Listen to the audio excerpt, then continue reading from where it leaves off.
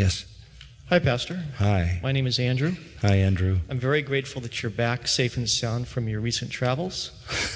And I'll be praying for your safe return with your next spate of travels. Okay, thank you.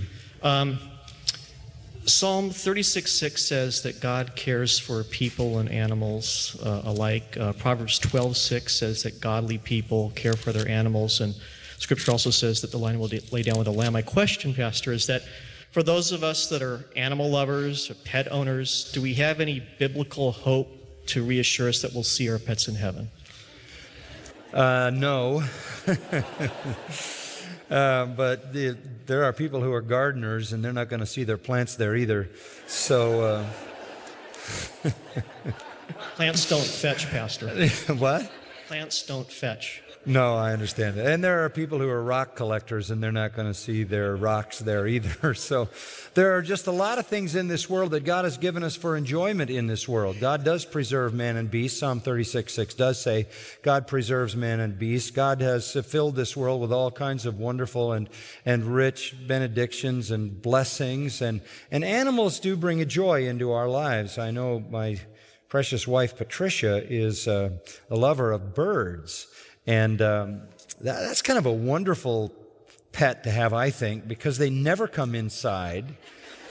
And all you do is put seed out there, and they just arrive and fly all over the place. And if you want to get rid of them, just don't put any seed out of there, and they'll go somewhere else. But we love the creation of God. We enjoy the creation of God. A beautiful garden in our yard is always filled with many birds because she's so careful about putting up all these different little receptacles full of seeds so that we can enjoy them, and feeders for hummingbirds and things like that. And God has filled His world with these wonderful, beautiful creatures that really, we don't ever shoot them and we don't ever eat them, so they're not there for that purpose.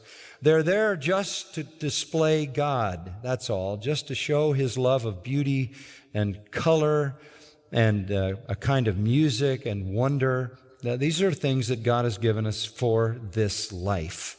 They are not everlasting or eternal. When they die, they do not go to heaven. So there is no indication that there will be animals in heaven. Somebody will say immediately, well, doesn't Jesus come out of heaven in Revelation riding a white horse? Well, there may be one white horse in heaven. But whatever it is, it's not a horse like any horse you've ever seen or I have ever seen. So there is no indication of that about heaven. Heaven is only a place for people in terms of how Scripture describes it. But that's true of so many things in this life. There are many, many, many things that we enjoy in this life that the Scripture doesn't say have a counterpart in heaven. Okay? Good question, Andrew.